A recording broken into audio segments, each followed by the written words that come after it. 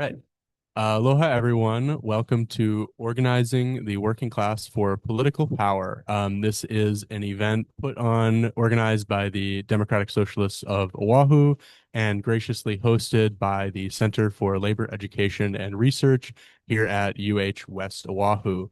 My name is Matthew. I'm from the Democratic Socialists of O'ahu. I chair the electoral working group of the organization, and I'm going to read the abstract for the event, introduce our speaker, give a little disclaimer about the nature of the event, and then our speaker can take it away. And we'll have about like 30-40 minute presentation and then 15-20 minutes for discussion. Here is the abstract for the event. As workers, we may not consider ourselves political, but the conditions we experience at work and in our communities are shaped by laws, public policy, budgets, and government decision making. Many of the issues affecting workers' lives, such as housing costs, transportation, food security, public services, and government accountability, are all shaped outside the workplace through policy choices. Unions and working class organizations fight every day to defend and improve workplace protections, wages, benefits, and standards of living. But how can an independent political movement, the working class, that resonates widely and organizes deeply be formed? This educational discussion will examine how working people and community organizations in Hawaiʻi have historically organized around shared material needs, from the Kūʻē petitions and plantation-era labor struggles to anti-eviction efforts and other movements for economic and social justice. The conversation will focus on current issues facing workers and families in Hawaiʻi, including the cost of living, housing affordability, public transit, food sovereignty, and trust in local government. Participants will explore how these issues affect working people, how community-based movements have responded, and what lessons can be drawn from local histories of collective action. The Democratic Socialists of O'ahu will share their experience organizing around worker issues on housing, public transportation, food sovereignty, and government accountability alongside labor and community movements in Hawaiʻi. So our speaker today is Jason Liang. Jason is an active member and organizer in the Democratic Socialists of O'ahu, primarily active in our electoral and political organizing. He is also our endorsed candidate for the City and County of Honolulu Council, District 4. However, although he is a political candidate, because this is an event at a public university, we have to say this program is intended for educational purposes only and does not constitute CLEAR's endorsement of any candidate, party, campaign, or ballot measure. But we are very happy to have Jason share his knowledge on these topics and perspective in order to inform the public discourse and have a great conversation with everyone today. So now I will hand it over to Jason, and we can start talking about organizing the working class for political power. Thank you, Matthew, for that lovely introduction. So this presentation is partly going to be informational about history, but also about my own political journey in some ways. That in many ways, as workers, that we view politics as an outside realm, that we don't think it's for us. You know, there are many elements of it, like, oh, politics isn't for me, or that there are elements of politics that turn us away from it. But we all encounter the laws, public policies, and government decision-making that affects us, so that we don't determine as outsiders. There's a history that we can draw from in order to learn why organizing is important, as well as the goal for that organizing.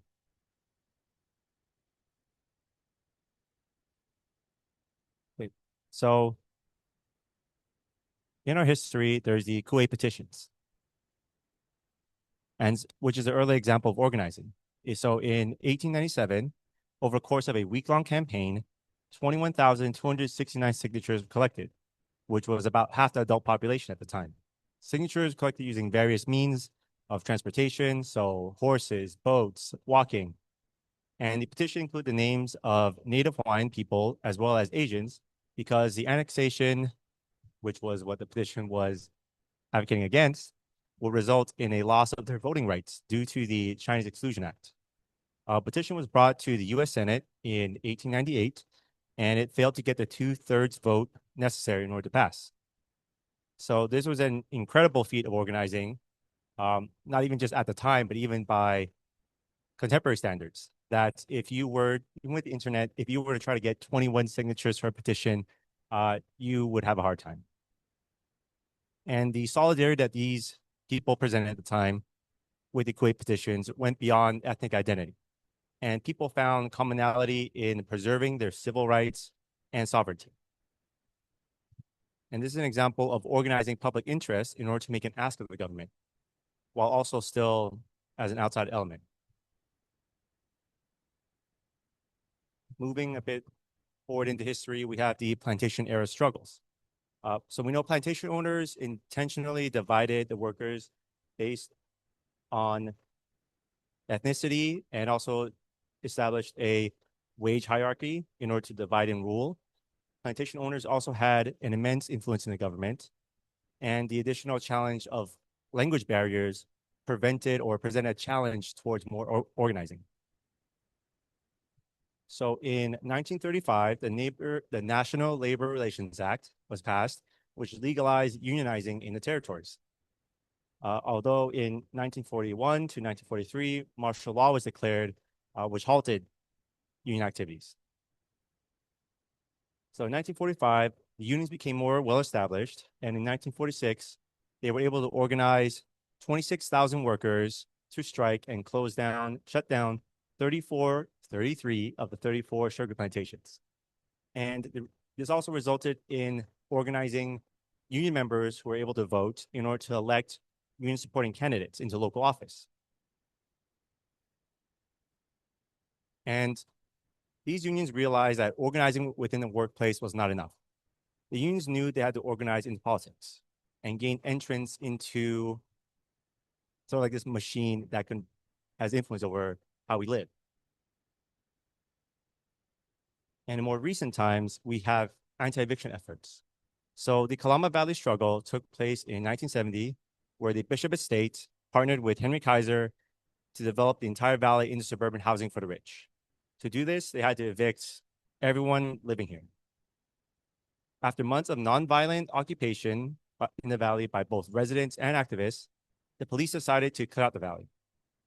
And 55 years ago, those who remained in the valley gathered on George Santos's roof, where they were arrested, ending the struggle. This incident went on to inspire other anti-eviction movements and the formation of Kūʻē, Hawaii. So what are some lessons learned from these events? That as long as we exclusively organize outside of the government structure, that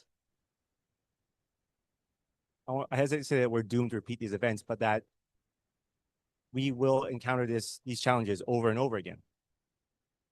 And the government has historically been wielded by the wealthy against the working class. And that the wealthy will not defer to workers willingly and must be fought. So, labor history has shown us that something that we've taken for granted or that we accept as a standard, the 40-hour work week, is something that had to be fought for. And that the work week used to be much longer. It used to be, instead of like 5 days, it was 6 days, and 40 hours, it was 60 hours at some point.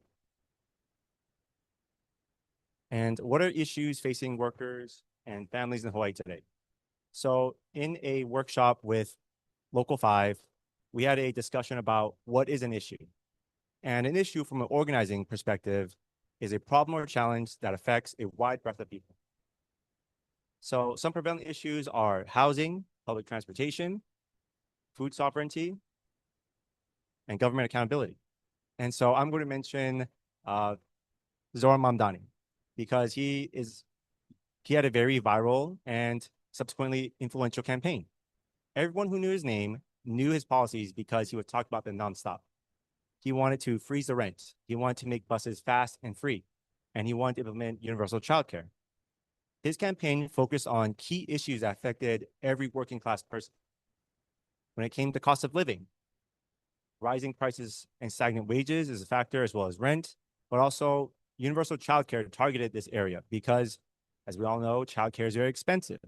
And it's an issue that, any parent will encounter at one point or another. You ask, who's going to watch my child while I'm away or at work? one of the first things I learned as a parent is just how ridiculous our childcare system is. Growing up, it never occurred to me that how fortunate I was that my grandmother was around in order to watch us, and my mom was able to work from home. So at a year and 3 months old, my daughter was diagnosed with type 1 diabetes. Our priority was to make sure that she always had medical supervision, and that ruled out a lot of options for us. The only daycare we could find that could provide medical supervision was in Pearl City, and the cost and the effort it would take outweighed the benefits. And the fact that our jobs are year-round, but the school year isn't. When the seasonal breaks come along, I see my coworkers take off entire weeks. And when it comes to summer break, parents scramble and line up for summer programs like it's Black Friday. That we see they make every preparation in order to make sure that they have the best chance to sign up for those programs when they open. And that can mean the difference between paying $145 a month and $600 a month. Housing affordability. In regards to Zarmamdani's campaign in New York City is the most expensive city in America. So it's important that people have the confidence that they can continue to afford to keep roof over their heads. Hawaii is the most expensive state to live in. The same applies here. Public transportation. When you're considering a job, most likely you're thinking about two things. How much does it pay, and how can I get there and get back home? How you get to work plays a large part of your life and in regards to your job and how sustainable it is. It also affects your mental health. I usually take a bus called the PH6 Express to Hawaii from downtown. One day, it was late for whatever reason, and it just kept getting pushed back. I was waiting 10, 20, 30 minutes, and then I began to see some regular faces on the bus hop on the other routes. I wasn't familiar with those routes, so I just kept waiting. And then came, the 40 minutes, 50 minutes, an hour before this bus came. And luckily, I was able to catch a ride with my coworker, but that incident forever broke my confidence and trust that I could rely on the bus. And nowadays, whenever I commute to work, I think about whether or not I have something that I have to attend later that day, and whether or not I can still maintain that schedule if the bus were to be late. And so in regards to food sovereignty, everyone is struggling with the increasing price of groceries. For New York City, it was food deserts that made it difficult for people to reach healthy foods. And everyone would like to be able to reach an affordable grocery store within walking distance. And then government accountability. This is an issue that everyone from every political ideology can agree on. No one wants to enable corruption. No one wants to see the prevalence of corruption in our government. And we all want to see that when elected officials or members of government break the law, that they are held accountable. And this is, in regards to how we define an issue, this is less mobilizing because there are several layers between an accountable government to a healthy standard of living or quality standard of living.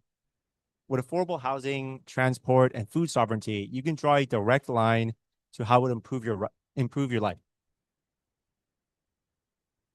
The more affordable your rent is, the more money you have in your pocket. The same goes for food sovereignty. And childcare means that it can provide you opportunities that you wouldn't otherwise have, like, for example, seeking work, and also as well as lowering the stress. So our federal government is, I don't believe controversial to say, has never been more corrupt.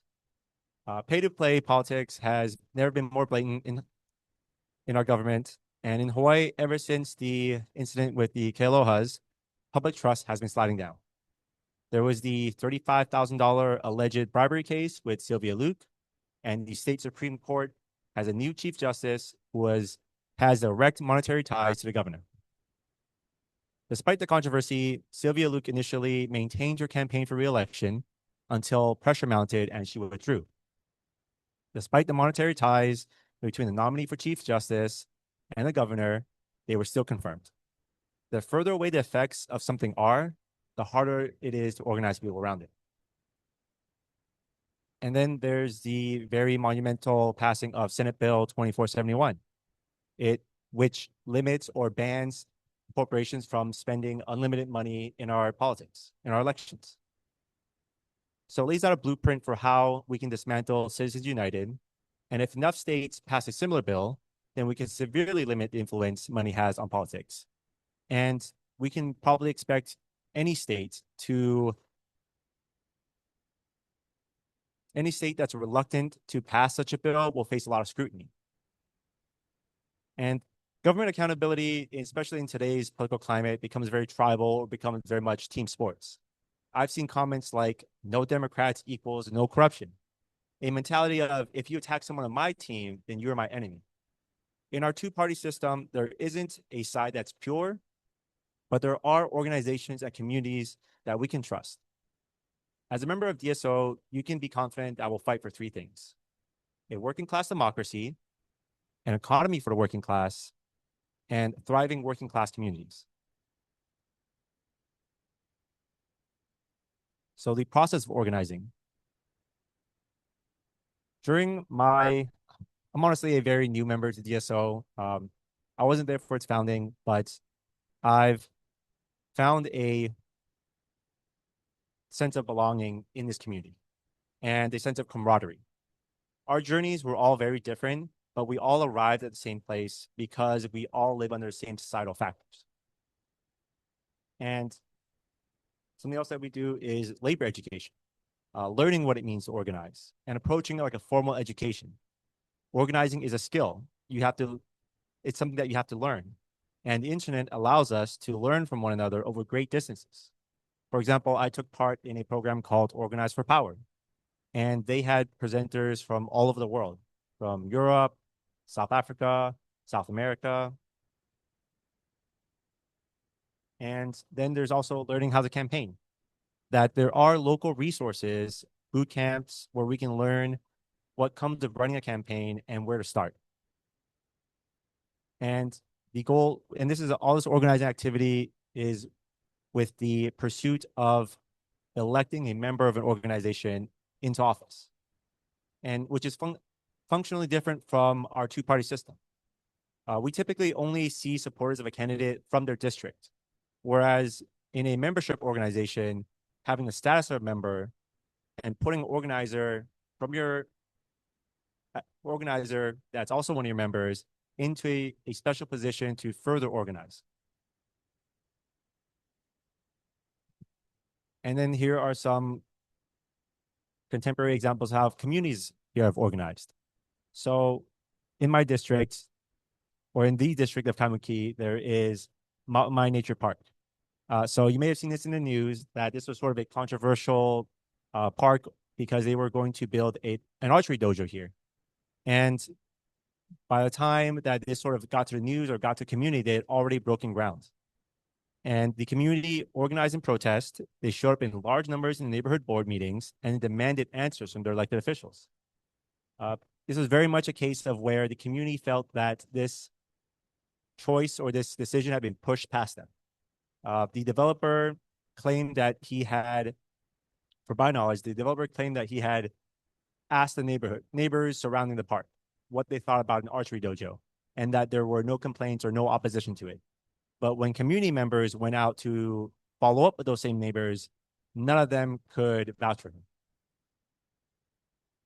So since then, despite having broken ground, the city actually walked back that decision, that there will no longer be an archery dojo in that location, which I think is sort of unheard of. That we see, like, they get to a certain point where, these things have already been decided, the permits have already been drawn up, or they've already broken ground. It's almost a foregone conclusion. The fact that this community was able to organize, not only halt, but get the city to reverse this decision is simply amazing. And then there are neighborhood-based resiliency hubs. So in response to the Kona lows and an increasing intensity and frequency of extreme weather events, community members have organized to educate and assist in forming resiliency hubs. And so what resiliency hubs are is basically a community that that will collectively gather resources or maintain resources in order to respond to extreme weather events. So for example, if you have your access to water or food or sanitation products, cut off because of an extreme weather event, then there are people who have these resources that can provide them to you.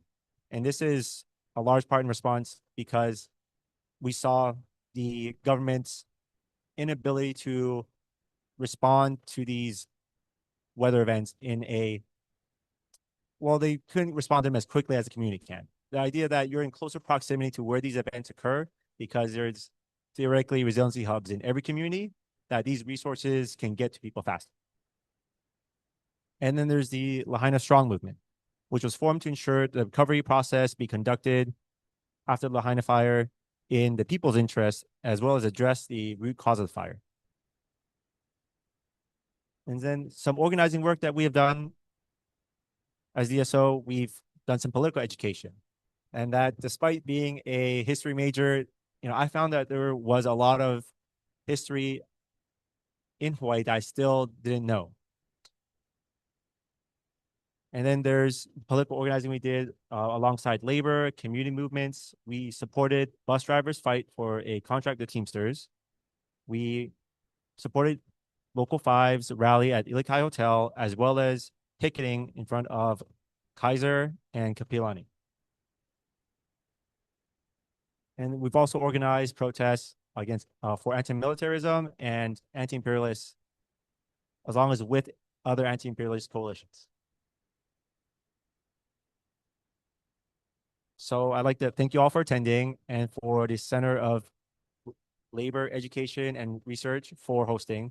Now I'd like to ask you all a few questions and hear your thoughts. What are issues that affect you the most as a worker or community member? Taking questions.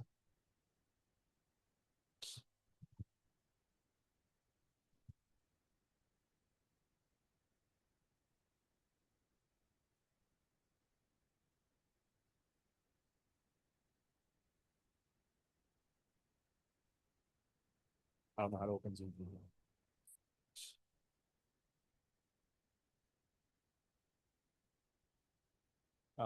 Okay.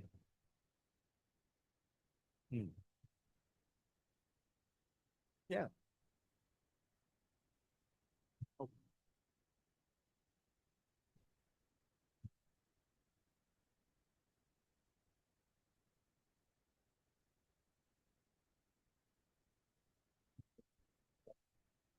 Hello. Hi, I have a question about as a worker observing politics, that sometimes the worker ideals, even though we might support certain candidates, it doesn't manifest at the governmental level because of the way that there's checks and balances and other forces that might water down some of the interests that the workers had behind particular candidates. So how do we, and I think there's an idea of like not putting all of our eggs in the electoral politics kind of idea that I hear from various labor thinkers. How do we balance between community organizing strength with also having a representative in the electoral system? Yeah, I think being a community member and an organizing group, or I guess in some cases a union, and having an elected representative, that representative also has to be involved in organizing in the sense that, for example, working class interests are the interests of the majority, and that the working class is majority in any district. So in order to organize other elected representatives, in order to support the same things that would benefit all working people, or even the majority of, any area, that we have to go beyond the boundaries of a district, that we have to, reach across communities, talk to one another, and organize essentially, because elected officials in some ways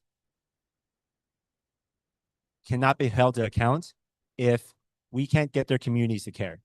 So by getting communities involved and getting them to hold their elected officials accountable and more or less pressure them or press them on the things that they want and want them to represent, that is how we can sort of cross that barrier.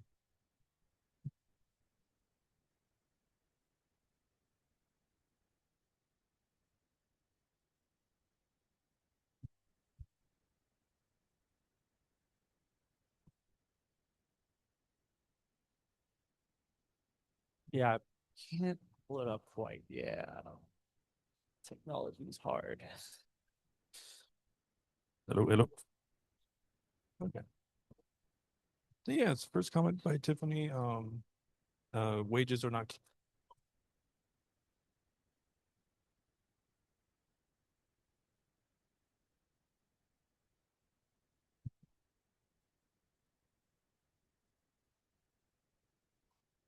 Yeah, first comment by Tiffany. Wages are not keeping up with the rising cost of living. Yeah. Yeah, I totally agree. And this is for, I think for just my personal experience, I just want um that's the experience of a lot of people. And for a long time, or I personally felt like it was something that just happened to me. You know, like if wages weren't keeping up with the cost of living, then that was something that just happens to me, rather than that it's something that I can be involved in. That we don't have to, or at least from my perspective, that for a long time I just waited for the right candidate. I'm waiting for the right candidate to present themselves. That I thought that all I could do was just vote for that person when they came along. But I got involved at DSO because sort of I had that realization where even the tiny little like even though the economy is rough, even though housing's expensive, cost of living is expensive, and work's not paying enough, and our annual salary increases aren't keeping up, that there's still little parts of your life that you can enjoy, you know. But sort of having that realization that even those things can be eroded away. That, you know, what little free time I like cherish or value, that I could easily lose those at any point in the future. And that rather than to house all this anxiety, that by being involved in organizing, that I can have hope for the future because I'm being involved. So another comment came in, school busing needs to be more available. Like, I guess public transportation for students. Yeah. And, you know, I will go a step further and say that public transportation should be free for everyone. It's hard enough to just get around our car-centric society. You know, there are lots of barriers in order to own a car. There's the cost of insurance. There's, you know, registration fees every year, safety checks, not to mention gas. And that's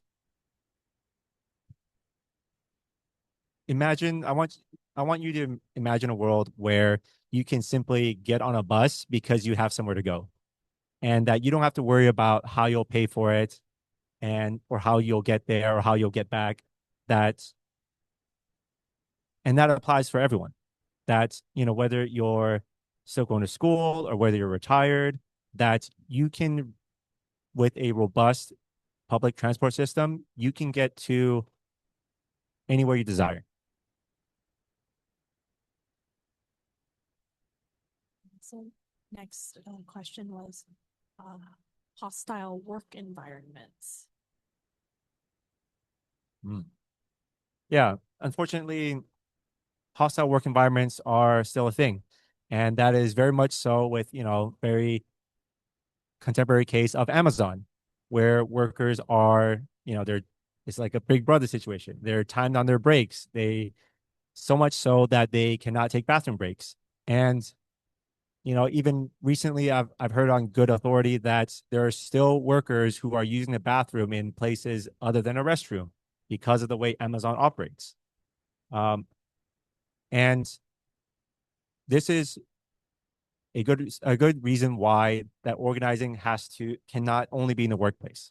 Is that if we only ever engage, you know, let's say capital owners or, you know, the billionaires, in their home field of the workplace, that they will always win. That we need to engage them in sort of like the final battlefield of government, where if we have a government that will protect workers' rights, that has an NLRB who will crack down and make sure that these companies who are breaking labor laws are held accountable, that we can then remove or at least erode away some of these hostile work environments. Then a response to the how do we move from awareness to action, there's a comment, people can get involved with neighborhood boards and party district meetings. Yeah, that's absolutely right. As somebody who started paying attention to local politics very recently, I'm a bit ashamed to say, paying too much attention to national politics, that neighborhood boards, I sort of like put in this area of my mind where just like, oh, that's where people go to complain and they don't have any power. But I think that despite not having very many actionable powers, that the neighborhood board is still a very important place. It is a place where your elected officials are expected to attend.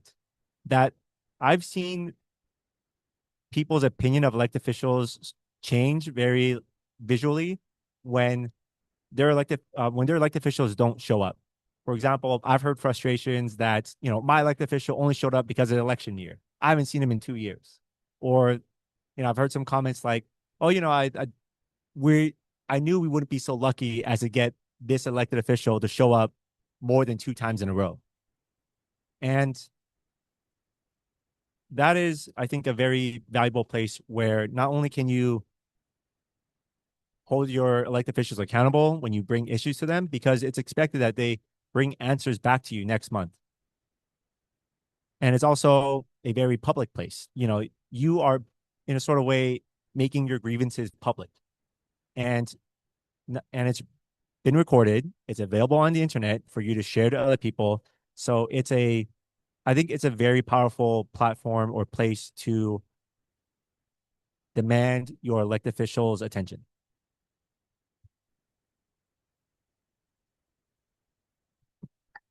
Yeah.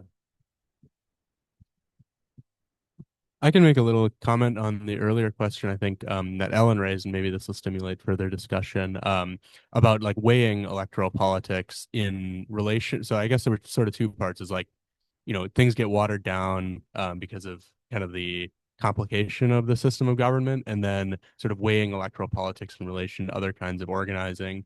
And I think the first part is very well taken. It's like, if sort of DSO as an organization here, and DSA as an organization, because we're a chapter of the Democratic Socialists of America, we're organizing, we can get like accountable member candidates elected.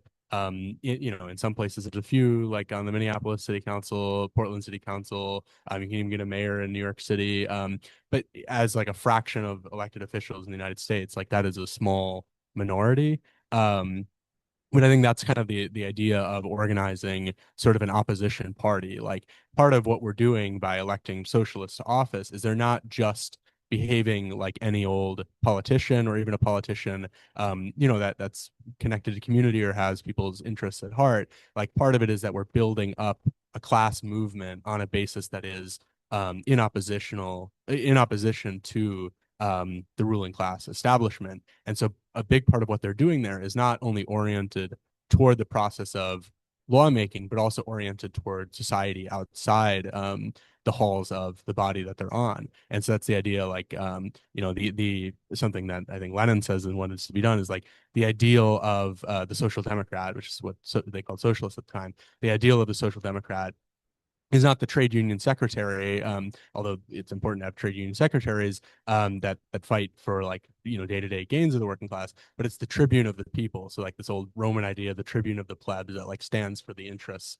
of the whole plebeian class, and sort of calls that out on a very public way in order to rally the people. So the ideal of the example he used of a tribune of the people was Wilhelm Liebknecht, who was a member of the German Reichstag and a member of the Social Democratic Party of Germany. So the ideal of the socialist is the tribune of the people, and his example was an elected official. And so the idea of an elected official acting as a tribune of the people, and primarily orienting toward those outside of the body that they're on in order to rally them to fight for a better life for themselves. I think, so I wouldn't estimate electoral politics as more important than other forms of organizing, but it plays this sort of symbiotic function of helping to rally the forces and be that tribune in order to strengthen the organizing that can ultimately, transcend the rule of the boss class. I think that that's kind of how those two things work together rather than one being more important than the other. So we have a couple comments. Tiffany was just thanking you for the insight that you provided to her takeaway, as well as we have Ringo. He comments, "Thank you for the discussion. Like Jason, my past approach to advocacy and local involvement has often been reactive. It's clear now that we must be proactive in our grassroots movement. When policies are slipped through on Friday nights, see ahead of holiday weekends to avoid public scrutiny. A response must be informed and intentional. Look no further than the current erosion of the labor and environmental protections to see why our vigilancy matters." Yeah, it's a very good point.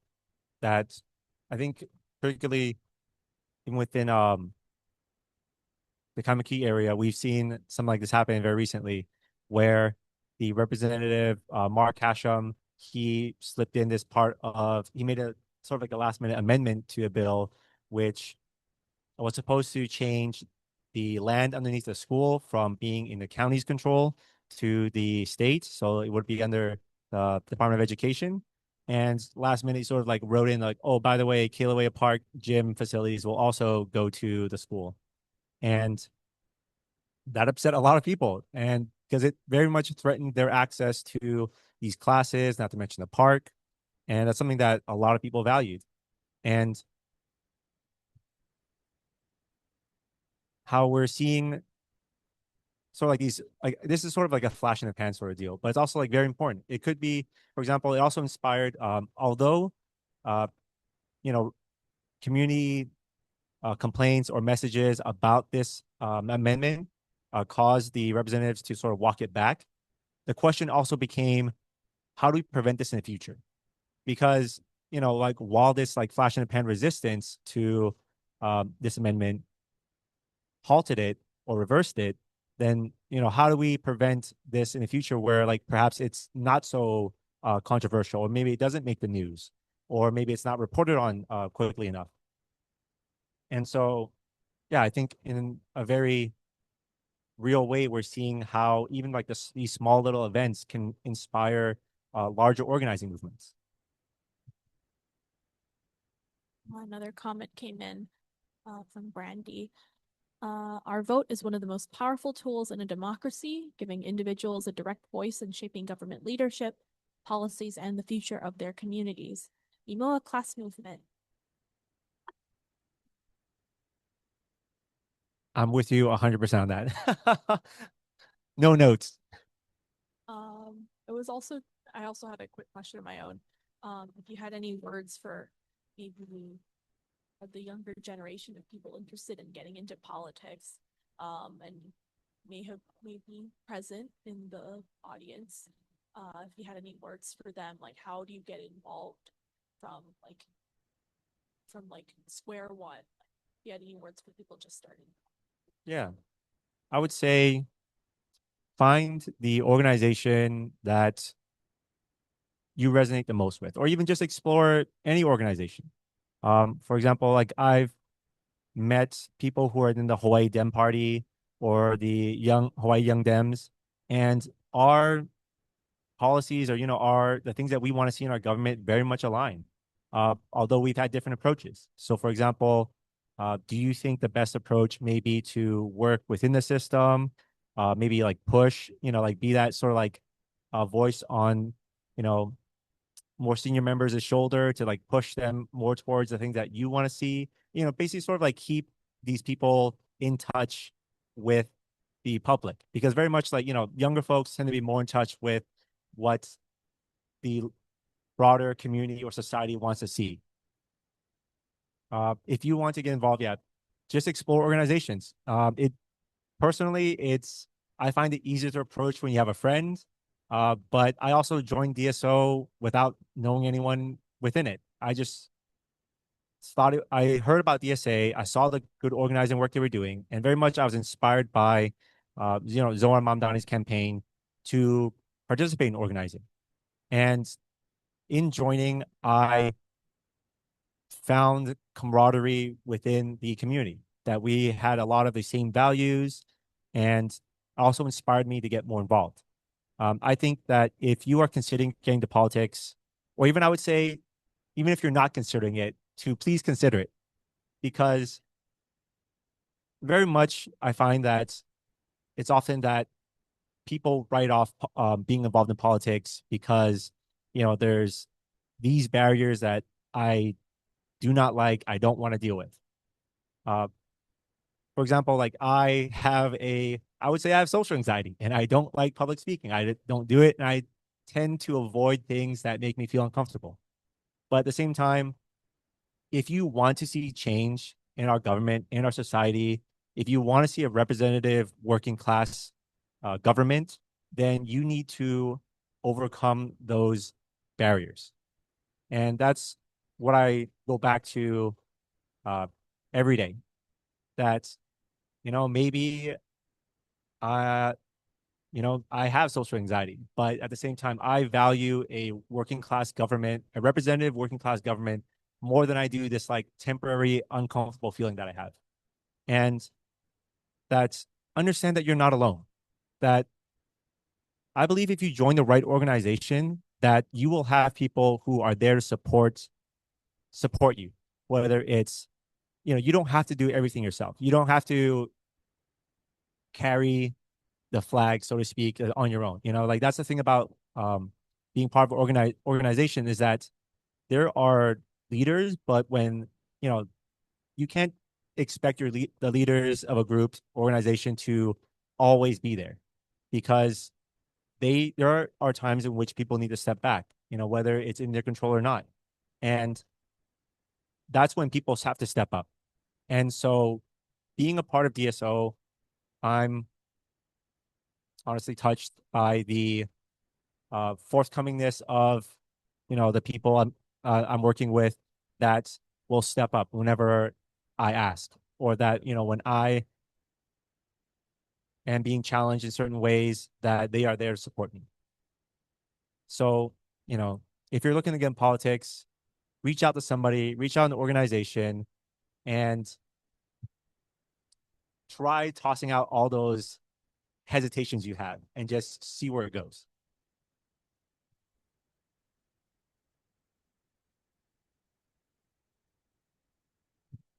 Oh, I got another comment from DSO. It may be good to get to know people in your neighborhood, in your building, at church, at clubs, groups, in your community.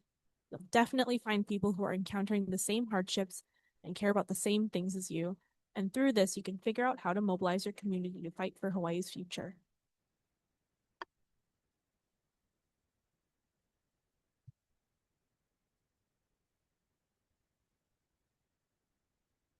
No, it's just no, I very much agree that community building really starts like from your locality. I was really attracted to your flyer or to event because of the idea of what resonates deeply with Hawaii. So what are the issues that you think you're bridging or trying to connect across movements in your vision for Hawaii's politics and leadership? So I repeat the question. So what was really enticing about your flyer was the idea of resonating deeply with the people of Hawaii. So what are the different issues or movements that you are trying to bridge and think through to unite people towards a certain vision for Hawaii? Yeah. In being a member of DSO, I've learned about other organizations. And, again, I'm being honest, I didn't pay a lot of attention to local politics until recently. So I'm learning about organizations like Our Hawaii, which, is very involved in not only political activity, but also, like, for example, they support things that we do, a housing system that works for everyone. As well as Hoku Pact, which is in regards to, LGBTQ equality. So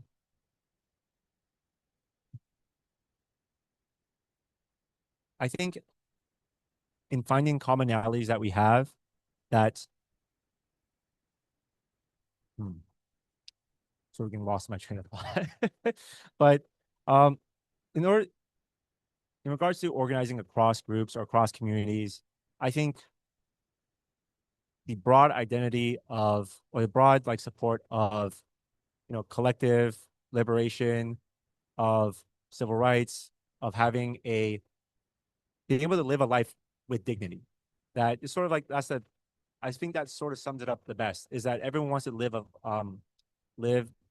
life of dignity, have a decent standard of living, and all the different aspects of that. And some of us are focused, and some groups are more dialed in on particular portions of that. But I think very much it's like broadly, it's something that we collectively can all get behind. I'm not sure if that answers your question. I'm sorry.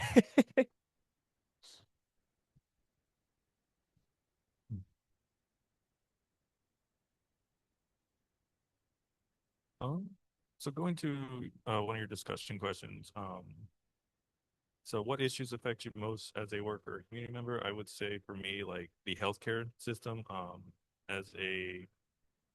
so there's two sides. There's one where as a student worker at the UH, I don't get any healthcare benefits.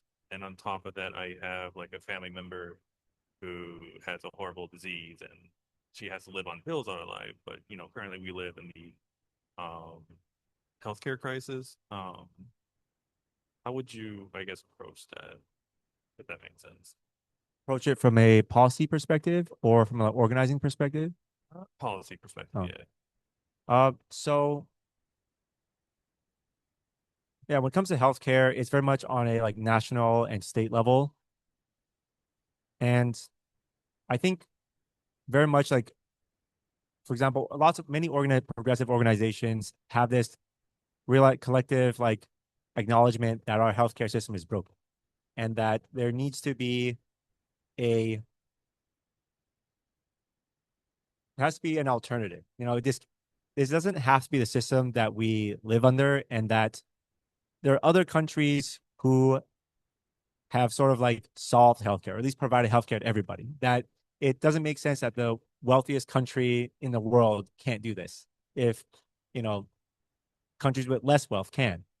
So you mean sort of like in order, like how do you advocate legislatively or even like for the healthcare system that you want to see? Is that sort of the question? Yeah, I would say that goes into sort of like challenging the candidates that are running. For example, we have several challengers to Ed Case, and some of the questions that they need to be asked is, would you support Medicare for all? And, or like, whoever our elected officials are. And I think attending these, town halls or whatever your elected officials are hosting has become easier with, after COVID, that, online or like hybrid meetings have become more of a thing, that, you don't have to drive all the way to this school and enter the cafeteria at 7 at night in order to ask these questions. You can do it from Zoom. And our elected officials, or like at least some candidates, will not move to these positions unless they're forced to. So if you were to go to, for example, I believe Ed Case is having a telehall. If you were to go there and ask him, would you support Medicare for all? Or what kind of healthcare system would you support? Present these challenging questions to them. And I think very broadly, everyone agrees that we need a robust healthcare system. We need Medicare for all. And like, even though single payer healthcare is like a step short of that, but I won't get into it. But I think, even just organizing your friends, community, for example, like if you asked me to join that call with you on AKC's telehall to challenge him to support Medicare for all, I would. And that's, because we have solidarity together in that collective struggle against this terrible healthcare system. So I believe like those are small steps we can take, but the larger step legislatively would be to eventually get a member of an organization elected who will champion that cause.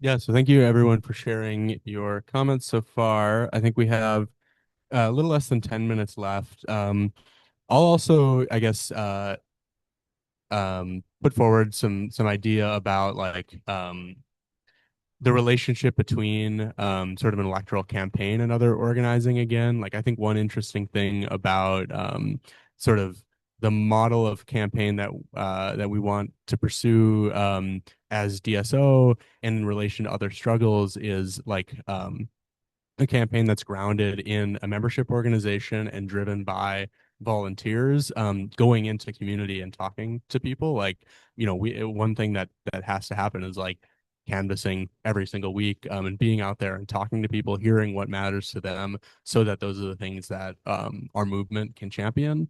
And you know, I think that that's a different model than the sort of candidate centric approach, which is something that I think is really important, like grounding it in this collective identity of our movement rather than on a particular person.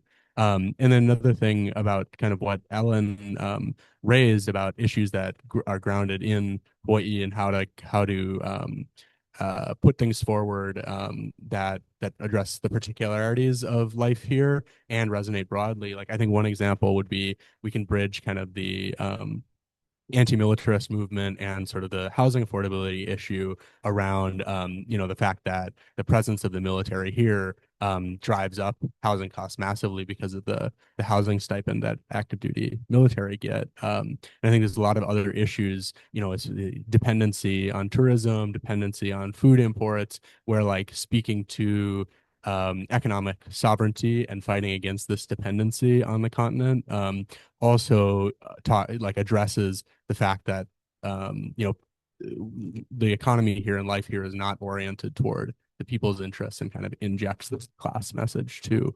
So those are a couple ideas that I would throw into the conversation for this last little bit. We got one last comment. Another comment on issues that affect you most as a worker or community member. Public financing of campaigns. Yeah, I don't, even though Senate Bill 2471 was very monumental and I think will have a lot of ripple effects throughout the nation, that individual donations are still permitted. And so, you know, if you work for a company, you don't have to donate to a candidate behind that company, but rather you're donating as a person that just happens to work for that company. And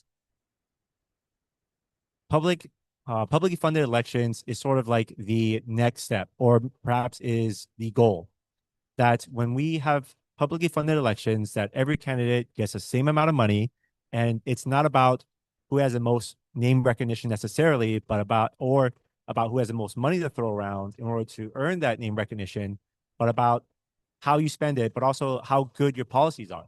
How much are you representing the interests of the people? So yeah, I very much agree with you. I think publicly funded elections should be the goal from here on out. I have a question in relation to Matthew's comment about the anti-military and tourism dependence in Hawaii, which are very big issues that Hawaii is very sensitive about. The issue too is that we built working class. A lot of people work for those big industries. So how would you speak to those workers in terms of that vision, and how would they transition to a better situation if it would not be here? Those industries would change.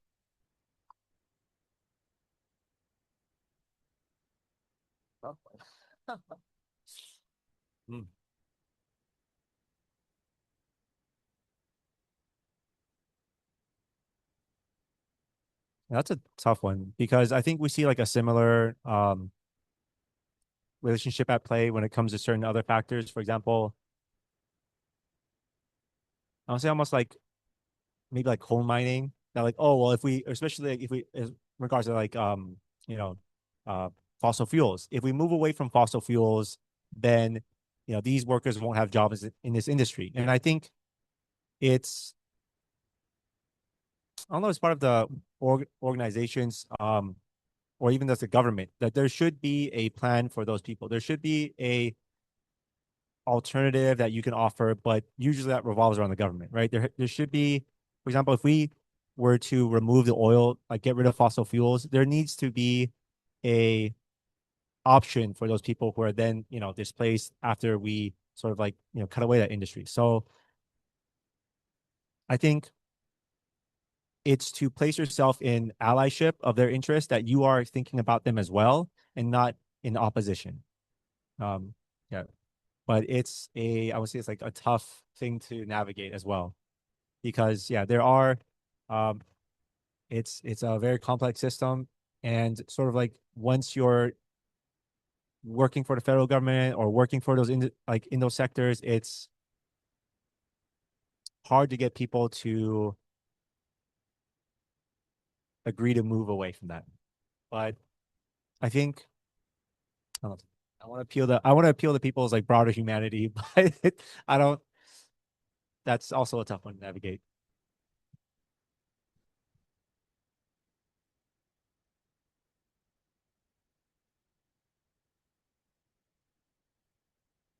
Oh, hi. I just want to comment on that. I do think that does require an extended conversation, and it's going to be different for like each, depending on which field that they're working for.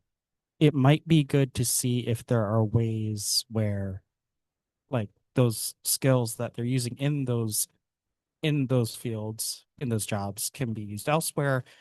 We could also figure out if there are ways to fight for wages in other places that are not the military, that can pay just as well. Like we should be elevating other jobs as well, so they don't need to work there just to be able to stay here. So yeah.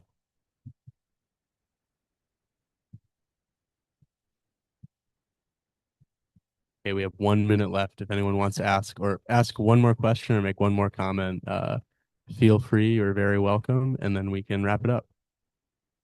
Throw one more out. Another big, I feel like repeating question that always comes up in it, like during election season, is public transportation and public housing, or like affordable housing. You can pick either one. Like, what are your stances on like how we can find a more sustainable solution to like fix some of these problems we have regarding those issues? Yeah. So, see, I will take affordable housing. I don't believe that. I believe that we need to decommodify property. That property, especially in Hawaii, has become an investment vehicle. That when you have a profit incentive, then it's working people who suffer because of that. We see all these quote unquote affordable units go up, but who are they affordable to? Like a very small or narrow portion of people. And they tend to be more on the fortunate side even at that. And that it's also a choice the government makes, that we hand out these subsidies to the private sector in order to build more housing and quote unquote solve the housing crisis. But at the same time, I would say that there's an obvious conflict of interest. It's kind of like why, like the OPEC. If you build so much housing that the price of it goes down, and becomes, more affordable to people, they are making less money. And they don't want that. So I believe the government needs to provide, when the private sector cannot provide a good or service at a reasonable and affordable price, then it's the government's job to step in. And we see this with, for example, the post office. The post office isn't always going to make money on every delivery. I believe there's like somewhere at the bottom of the Grand Canyon where they like have to ride a donkey in order to deliver the mail. And we see a lot of like private companies like UPS, FedEx, they hand these deliveries off to the post office, to USPS, because they would lose money finishing that last leg. And similarly, I don't believe housing needs to make money. That if we need to build more units for people to afford to live here, because we've been seeing a net decrease in population in Hawaii, and now, the mainland has more Native Hawaiians living there than Hawaii does. And that's just shown like how much people have been forced out of being able to live here, through the economy and other factors. So in regards to affordable housing, I believe the government needs to lead the charge in tackling that problem and not hand it over to, the market to solve. And, if we need to sell at a loss, then like, for example, if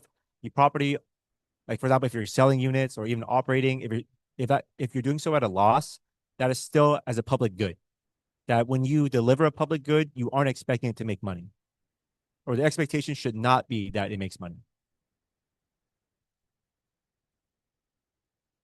All right, I think we are out of time. So thank you everyone for participating in the discussion. We can give a round of applause to Jason. And thank you all for attending. We can wrap up now, and I'll just repeat the disclaimer from the beginning that although today's speaker was a candidate for office, this program was intended for educational purposes only and did not constitute Clear's endorsement of any candidate, party, campaign, or ballot measure. But I hope you all enjoyed the presentation, and it got people thinking about how to organize the working class for political power, and fight for a better future for all of us, through the political process and through organizing the working class more broadly. So have a great rest of your Monday.